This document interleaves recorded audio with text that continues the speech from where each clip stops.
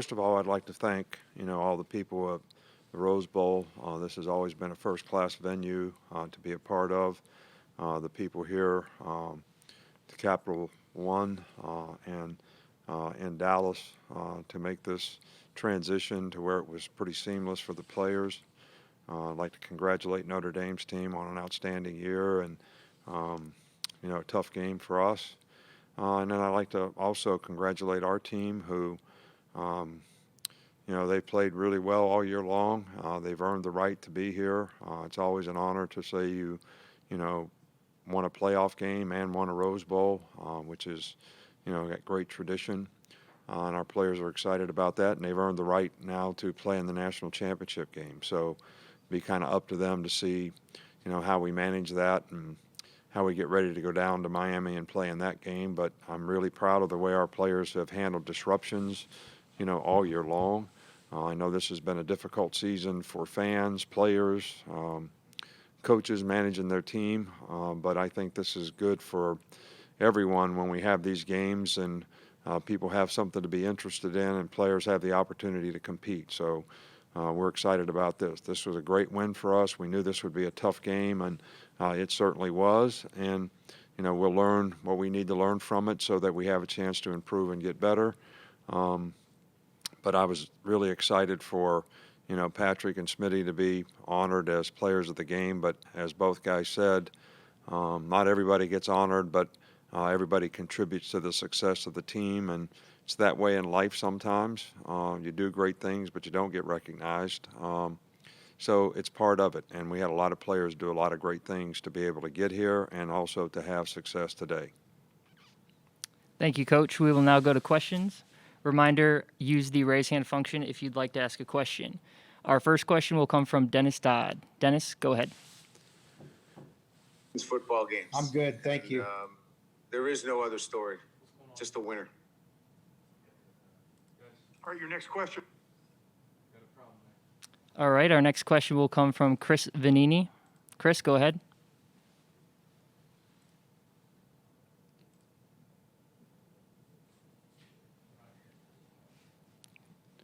Chris, go ahead. Can you hear me? Yes.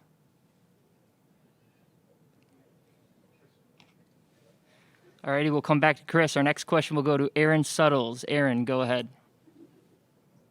Nick, the last few times you guys have played, the defenders have chosen to drop a lot of guys into coverage, sort of make you work down the field, but we've also seen you guys winning. Is there a comfortability knowing that you guys can play sort of any style that you need to win? Well, I think you have to be able to play every style. I think that, if people get a beat on you in terms of, what is successful against you and you don't have answers for it, then everybody's going to do it and they're going to take, a lot of things away. I think the thing that was a little tough for us in the second half is we didn't run the ball very effectively in the second half.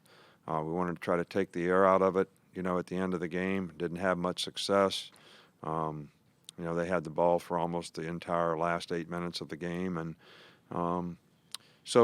but we have to be able to finish, a little bit better, regardless of what style of defense anybody's going to try to play against us. And I'm sure we'll learn from it and hopefully do better the next time. Alrighty, our next question will come from Stephen Smith. Stephen, go ahead. Coach, first and foremost, congrats on the win. But one of the guys that stepped up was Demarco Helms. What have you seen from him in the secondary this season, especially in the games where he's really come on? Well, Demarco has played well for us all year long. He just hadn't had, a lot of opportunities. Demarco's a smart guy. He understands the system and the scheme. He's a good tackler. He's physical. And we knew that they were going to be a physical team, so, we chose to play him today a little bit more, and he did a really good job. So, but he's done a really good job in practice, and I think that's the key to the drill. And he deserved the opportunity to play, and I think he did a pretty good job for us today. All right, our next question will come from Chris Daly. Chris, go ahead. Hey, Nick. Smitty had another dominant performance tonight. Do you think this cements his Heisman Trophy chances? we love it when our players get recognized, and Smitty has done as much for our team as any player could do for any team. So, we're so happy that he was recognized as College Football Player of the Year. I don't get the opportunity to see all players play and really know exactly, what they've done for their team.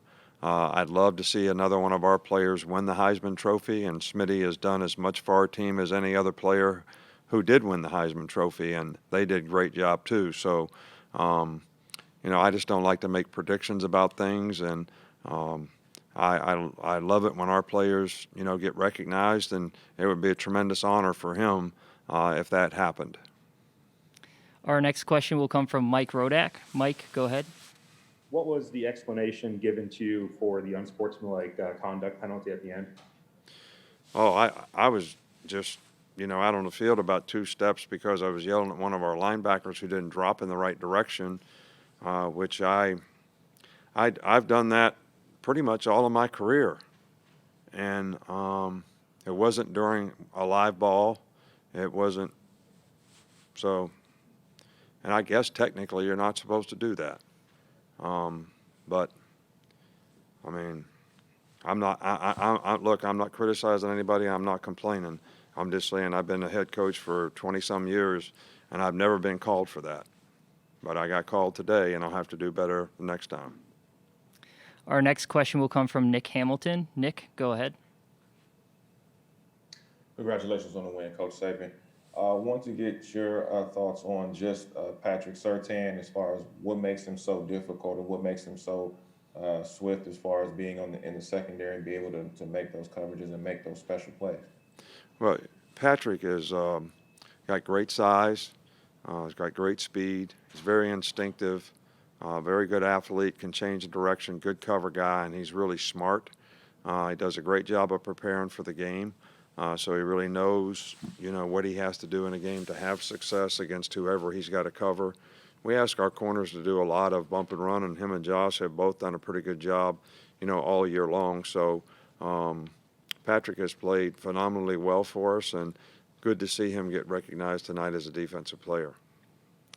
Our next question will come from Brett Hudson. Brett, go ahead. To go back to opposing defenses kind of sagging back and playing a more conservative style of defense, what are some of the checks that Sarkisian has made to go against that, and how have the players executed those? Well, I think when people play us that way, you got to take what the defense gives. Mac threw a couple check downs tonight, which become catch and run plays for you. They're not the big time explosive plays that we sometimes make, but they do keep the chains moving. I think, Najee had a couple great, catch and runs today. I think he dropped one. But I don't really think that there's anything from a style standpoint that is not something that we can attack, and that we'll have to attack it in the future. And, when people play zone and they sag off, you got to throw the ball and take what they give. The key to the drill is, if you don't get in long yardage situations, they don't really have the opportunity to do that, because you can't do that on 3rd and 4, or you still make a first down. So to have more positive plays on 1st and 2nd down, so you don't get in long yardage situations, which we got in too many long yardage situations today, especially in the second half, and we didn't convert. So, but if we make those 3rd down and 4, 5, and 6, then it's hard to play that way and really stop them playing zone. Our next question will come from Joseph Goodman. Joseph, go ahead. Nick, congratulations on the victory. I was wondering how you teach Najee Harris how to jump over whole football players. Well, I actually tried to teach him not to do it, and it didn't work. But anyway, for a big guy, it's pretty amazing that he can do that. And he's kind of got a great feel when a guy's going to try to cut him, which a lot of guys, smaller DBs, will all try to cut tackle, bigger backs. And when he sees that head go down, man, he'll go over top of him in a heartbeat. So, and it's been very effective for him. Our next question will come from Michael Casagrande. Michael, go ahead. Just wonder if there's any health update for injured players. Christian Harris Malachi Moore wasn't out there. Any update on them? Malachi Moore is day to day. He injured himself a little bit in the Florida game. He was able to practice on and off, but it's the type of injury that exercise aggravates it. So he wasn't able to go today. Really nothing else that, Christian Harris we just took out because we didn't want him to get hurt. He was getting a little sore, which the injury that he has will do that on occasion. But he played through it, and he could have finished the game, and we just didn't. We just took him out. All right, our next question will come from Chris Vanini. Chris, go ahead. Yeah, Nick, you've obviously coached in the Rose Bowl before. What did you kind of make of this setting and kind of everything around it? Well, we've played here. I think this was our 5th time that we've played here. We were actually supposed to play USC here this year, and in AT&T Stadium, Cowboy Stadium. So we've played here before. I think this is one of the finest venues in college football. I don't think that there's anything quite like the Rose Bowl. There's the tradition, the setting, the mountains. It's just a phenomenal experience to play in the Rose Bowl. I wish our players would have gotten that opportunity, but at the same time, these people did a phenomenal job of the transition from the Rose Bowl to here. The playoff folks, the Capital One folks, the people here in Dallas, as well as the Rose Bowl folks. And it was pretty seamless for our players, and they enjoyed the opportunity to be able to play in the Rose Bowl, even though they had to play here in Dallas, which is really a great experience for players as well. All right, our last question for Coach Saban will come from AP Stedham. AP, go ahead. Congratulations, Coach. Coach, did you notice any surprises from Notre Dame on offense, defense, or special teams? Did they have anything for you today? Well, they did a lot of shifting and motioning and shifting in and out of unbalanced formations, which I didn't think our players managed very well in the first half. They had a good plan against us, and they do a great job. I think Brian Kelly is a great coach, and his entire staff deserves a lot of credit for the plan they put together to play against us, as well as all the things that they've done all season long to get here. Their players really play hard. They play with great discipline. They did a good job of stopping the run in the second half. They plugged backers and did a really good job from that standpoint. But I think that when you play in games like this, you know that the other team practices too. So they're going to do something different and try to take advantage of something that you maybe didn't do so well on at some point in time during the season. And the players really have to be able to adjust in the game. I tell our players that all the time, and we certainly had to do some adjusting today. I think our players did a good job of it. And then, in the fourth quarter, the game kind of changed a little bit, and they started throwing it all over like 2 minute, which was a little different, but not different for what they've done in the past, but something that they're very effective at as well. All right, thank you, Coach. That's it for this post-game news conference. A transcript provided by ASAP Sports will be distributed via email and posted along with photos, video, and audio files in the CFP semifinal at